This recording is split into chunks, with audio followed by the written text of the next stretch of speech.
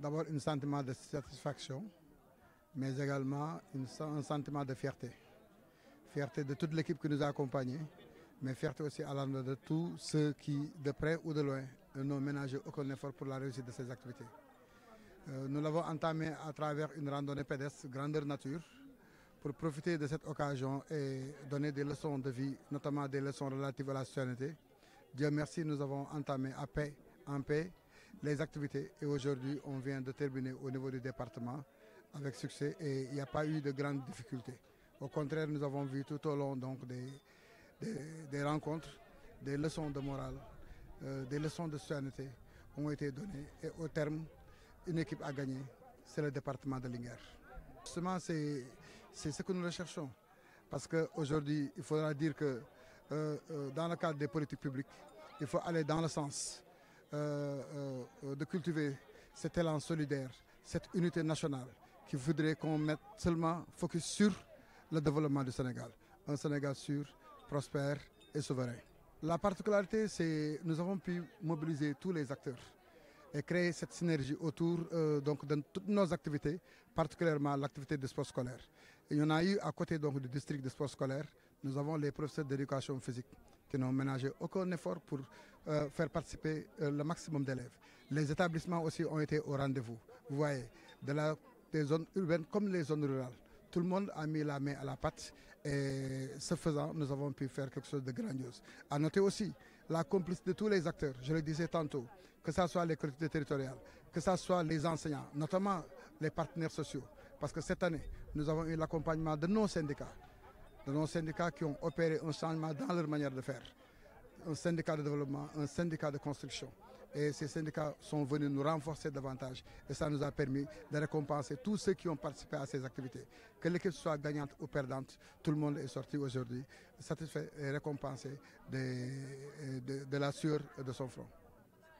Je le disais à l'entame, je disais aujourd'hui à la fin de la journée, les équipes qui sont venues de la commune de Dara ne vont pas gagner. Les équipes aussi qu'on a trouvées ici au niveau de la commune de Linguère aussi ne vont pas gagner. La seule équipe qui va gagner, c'est le département de Linguère. La seule équipe qui va gagner, c'est le Djolof. Et aujourd'hui, on a eu droit à trois belles équipes, à savoir en minime, nous avons l'école Biram Sek, en cadet, nous avons le CM Dara et en senior le lycée Albouri Ndiaye. Donc nous avons ces équipes qui vont maintenant porter le même maillot et ces équipes aussi vont représenter le département. Nous leur souhaitons en tout cas de tout faire pour que aussi la région de Louga, dans l'équipe qui va représenter la région de Louga, qu'il y ait donc le maximum d'athlètes. Je dis athlètes parce qu'à côté du football aussi, il faudra le voir. C'est l'occasion de féliciter les professeurs d'éducation physique, surtout ceux qui sont dans les zones rurales. À cause des distances, ils n'ont pas pu jouer au football. Mais ils ont fait un travail de titan, que ce soit en gymnastique, triple saut, saut en longueur, athlétisme. Et aujourd'hui, vous avez vu, tous ces enfants-là qui sont venus de la zone rurale rentrer avec des médailles. Cela nous fait plaisir.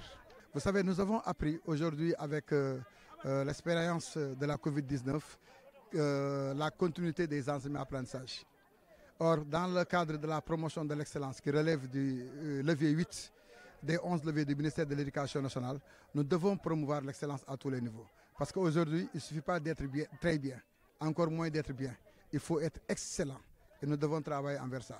Or, nous n'avons pas les moyens de créer des établissements d'excellence partout. C'est pourquoi nous avons jugé nécessaire de partir des Olympiades, d'identifier les élèves, quels que soient les horizons, quel que soit le lieu, quel que soit l'endroit, d'identifier les meilleurs élèves. Et en rapport avec donc, nos partenaires, en rapport avec des bonnes volontés, leur doter des tablettes ou des ordinateurs et contractualiser aussi avec les vaillants professeurs aguerris qui sont à la retraite pour que ces élèves d'horizons divers puissent à chaque après-midi ou au niveau des samedis et des dimanches se retrouver autour d'une plateforme avec des cours de renforcement à distance. Et cela, nous avons fixé des critères. Les élèves qui ont des moyennes supérieures à 15 pour la classe de 4e, supérieure à 14 pour la classe de 3e, à 16 pour la classe de 5e, à 17 pour la classe de 6e. Ces élèves-là seront en compétition à travers des Olympiades dans les différentes disciplines. Et les meilleurs vont entrer donc dans ce collège virtuel qu'on voudrait faire. Ce sera donc un collège d'excellence. Ça nous permet d'être résilients. Le ministère de l'Éducation nationale, malgré toute sa volonté, ne pourra pas aujourd'hui, tout de suite, créer des collèges d'excellence dans tous les départements.